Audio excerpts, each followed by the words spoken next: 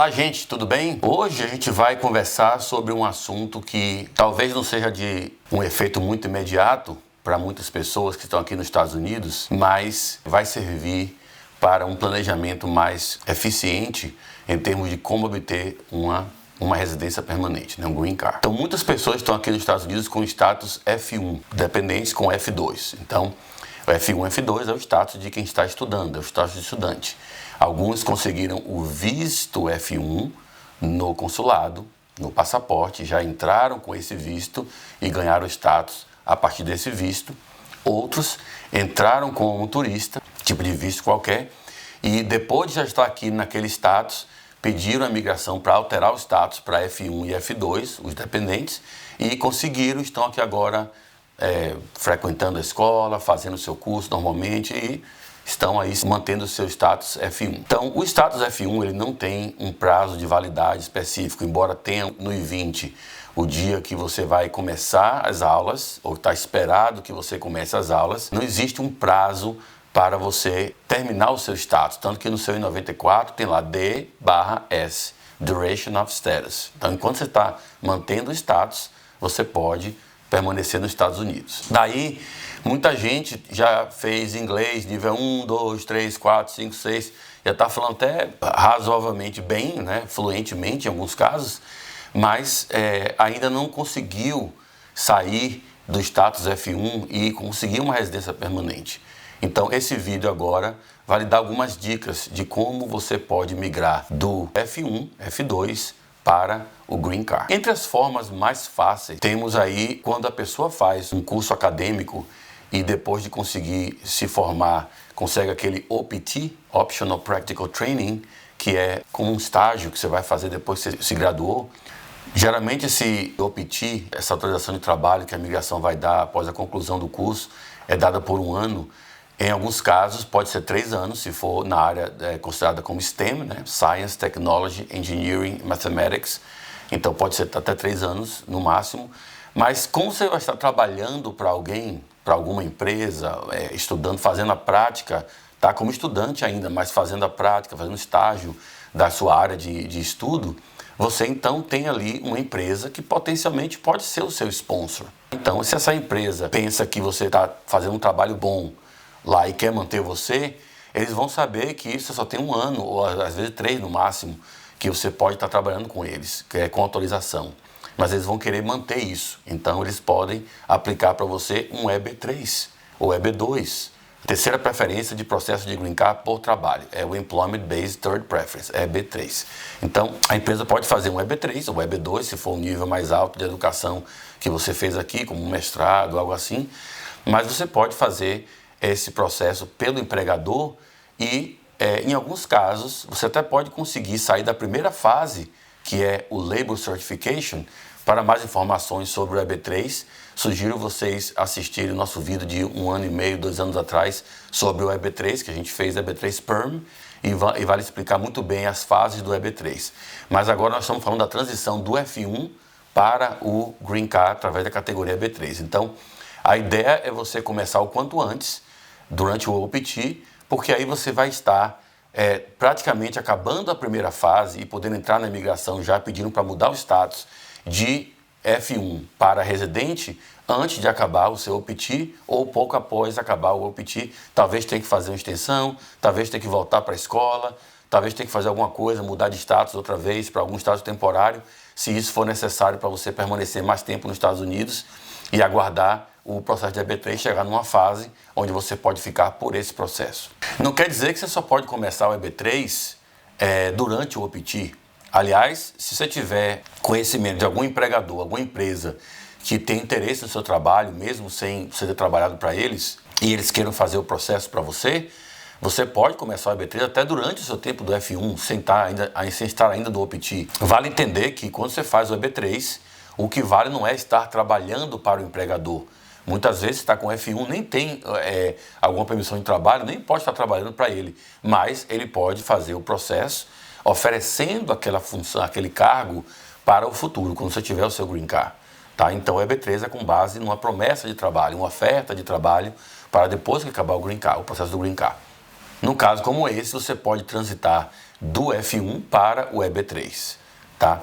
Então, esse processo é muito interessante, mas tem algumas coisas que a gente precisa falar, que é quando você pode parar de estudar, né? Parar de ir para a escola. Muitas vezes você não quer mais fazer aquele curso de inglês, já foi bastante, já está sabendo o suficiente, ou não está nem gostando do curso, mas está fazendo só porque dessa forma você acha que está mantendo o seu status nos Estados Unidos. Só que não pode trabalhar, não pode fazer muitas coisas. Alguns, inclusive, nem podem viajar, né? Se já venceu o seu visto F1, você não pode sair do país, a não ser que você passe pelo consulado para pegar uma renovação desse visto, ou aqueles que mudaram o status, que entraram como turista e mudaram o status para F1, nem podem sair, porque se sair, vai ter que passar pelo consulado e, em muitos casos, o consulado vai negar o seu visto F1 e ainda vai cancelar, talvez, o seu visto de turista. Então, o interessante é você sair do F1 para o Green Card, mas manter o seu status F1 até chegar num certo ponto. Agora eu vou lhe dar os 4 níveis de segurança que você tem durante o F1, quando está fazendo já o EB3, para você poder sair da escola, ou parar de estudar, ou parar de ter que manter o status F1, tá? Como a gente já falou antes, o ideal é você ficar até o final do processo, porque se você não tem mais o status F1 e algo ocorre com o EB3 e o caso por alguma razão não vai para frente, você ficou agora fora de status, porque não tem mais o F1 e não ganhou o Green Card, porque o EB3 acabou, tá? Então, o EB3 geralmente dá certo, quase todos os casos são aprovados, pelo menos aqui com a gente, mas às vezes tem efeitos colaterais que você não teve intenção nem controle, e pode realmente cancelar o seu EB3. Por exemplo, a empresa falir, a empresa fechar as portas, não querer mais continuar o processo para você. Você pode brigar lá com o seu futuro empregador e perder essa oferta de trabalho, ou até mesmo a empresa pode ser vendida e o novo dono não quer mais continuar o processo. Então, uma série de coisas pode acontecer com o EB3. Então, por isso é importante você entender os níveis de segurança que você vai ter durante o EB3, para que você tome a decisão de parar ou não de manter o visto, o status F1 indo para a escola, tá? E frequentando as aulas. O primeiro nível que você vai ter, que você pode arriscar, eu não sugiro fazer isso, mas se alguém tiver muito realmente não conseguindo mais ir para a escola, não conseguindo mais pagar a escola e quiser parar, o nível primeiro que você vai ter é quando tiver o seu PERM aprovado. O Labor Certification do EB3 estiver aprovado, é a fase 1, tá? Geralmente leva uns 10 meses agora, mas esse tempo aí pode ser que não seja o mesmo quando você assistir esse vídeo, se assistir daqui a um ano, por exemplo. Então, o tempo muda, mas hoje, em março de 2021, aproximadamente 10, 11, 12 meses pode levar a primeira parte, o Labor Certification. Então, quando aprovar essa primeira parte, você poderia já se sentir um pouco mais garantido que vai ter o seu Green Card, porque já sabe que aprovou uma parte que é uma das mais difíceis do EB3. Não é difícil realmente, porque eu até não gosto de falar assim, porque o EB3 nada é difícil se você faz corretamente. A parte mais importante é você aprovar o Labor Certification, tá? Então, uma vez que você conseguiu passar por isso, você já pode, se quiser arriscar, parar de ir para a escola, desde que você entre com as fases 2 e 3, que a gente vai falar sobre isso agora, nos próximos 6 meses. Se você teve o Labor Certification aprovado, agora vai ter a segunda fase, que é a petição para trabalhador estrangeiro, que a empresa vai fazer para você. O seu empregador vai fazer essa petição com a imigração, vai protocolar essa petição com a imigração. Esse processo da segunda fase pode levar até 15 dias para ser aprovado, ou menos, porque existe o Premium Processing para essa categoria, tá? EB3 e o EB2 normal, existe o Premium Processing. Tem uma taxinha lá que tem que pagar de $2.500, adicional ao normal, que são $700, mas essa taxa faz com que o caso seja limitado em 15 dias para a imigração apreciar e dar uma decisão ou emitir um pedido de informação adicional.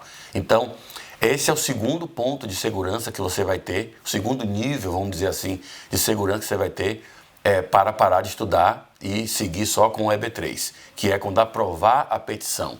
Não é garantido, ainda tem risco, mas já é melhor do que só ter o Labor Certification aprovado, porque agora tem até uma petição de imigrante e fatalmente você já tem o ajuste de status, que é a fase 3. Com o ajuste de status pendente, você já está autorizado a ficar no país, mesmo que não tenha mais o status anterior, mas não é recomendável ainda. Nós estamos no segundo nível, aprovação do I-140, a sua petição é B3. Agora, o terceiro nível, todo mundo pensa que é quando chegar a sua permissão de trabalho, permissão de viagem, Social Security, que chega no ajuste de status, na época do ajuste de status, né? Então, muita gente pensa que agora já pode parar de estudar. Não, não é verdade. Você ainda pode perder o processo. Se a empresa, por exemplo, fechar as portas, brigar com você e mandar uma carta para a migração falando, quer saber de esse caso aí eu não quero mais continuar, a imigração vai dar baixa no processo, você vai perder tudo que você fez até aquele momento, inclusive vai perder o ajuste de status e a permissão de trabalho, e se você parou de estudar, ficou fora de status já. Então você agora ficou indocumentado nos Estados Unidos. Então, para evitar isso, você não para de estudar ainda, tá? Você não usa a permissão de trabalho e a permissão de viagem como um desses níveis de segurança que a gente está falando aqui. Primeiro nível, voltando mais um pouco, para ficar bem gravado isso, o primeiro nível é quando aprovar o Label Certification, ainda está muito arriscado, mas muita gente, se parar, vai ter ainda seu Green Card, vai continuar o processo normalmente. O segundo nível é a aprovação da fase 2, da petição do I-140, e o terceiro nível não é a chegada da permissão de trabalho e permissão de viagem. O terceiro nível é quando você tiver 6 meses pendentes no ajuste de status, já com o I-140 aprovado, a fase 2 aprovada. Isso porque existe um dispositivo na lei, que é o chamado portabilidade AC-21, que permite você mudar de empregador, caso aquele empregador não queira mais fazer o processo, ou você não queira mais trabalhar para ele, ou alguma coisa aconteça que essa petição não vai conseguir ir para frente. Então, num caso como esse, você pode alterar o empregador através dessa portabilidade AC-21. Isso só pode acontecer se for um caso employment-based, 1, 2, 3, né, o EB3, por exemplo, que a gente está falando aqui agora, e você tiver o Label Certification e a petição aprovadas e tiver já o ajuste de status pendente por mais do que 180 dias. Tá? Então, aí no caso, você atingiu o terceiro nível de segurança, porque aí você pode continuar o processo, mesmo que o empregador não queira mais, desde que, isso é muito importante você entender, você consiga um outro empregador que faça uma declaração de intenção de continuar, de oferecer o trabalho, o trabalho que estava sendo oferecido, mesmo idêntico ou similar, e aí você pode então fazer a substituição do empregador e concluir o seu processo com sucesso, tá? O quarto nível de segurança, obviamente, para quem não sabe, é quando acabar o seu processo todo e você receber o seu Green Card. Porque aí, nem que você queira, você vai continuar mantendo mais seu status F1. Então, aí você tem os 4 níveis de segurança e você tem o roadmap de como sair do F1 e passar para o Green Card através da categoria EB3 ou EB2, tá?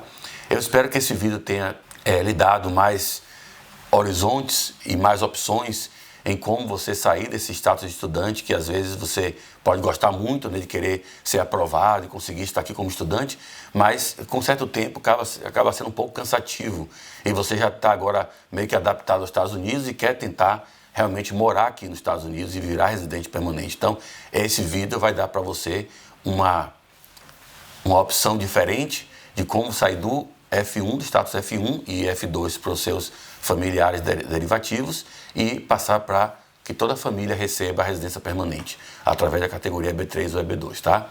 Se tiver mais alguma dúvida, alguma outra coisa que não ficou bem explicada ou que você tem alguma situação meio diferente do que a gente está conversando aqui de forma genérica, sinta-se à vontade para agendar uma consulta, tá? Através do nosso website, gondinlaw.com. Lá tem um botão Appointment, você clica lá e aí você vai seguir os passos para escolher o horário e dia mais interessantes, mais convenientes para você, tá?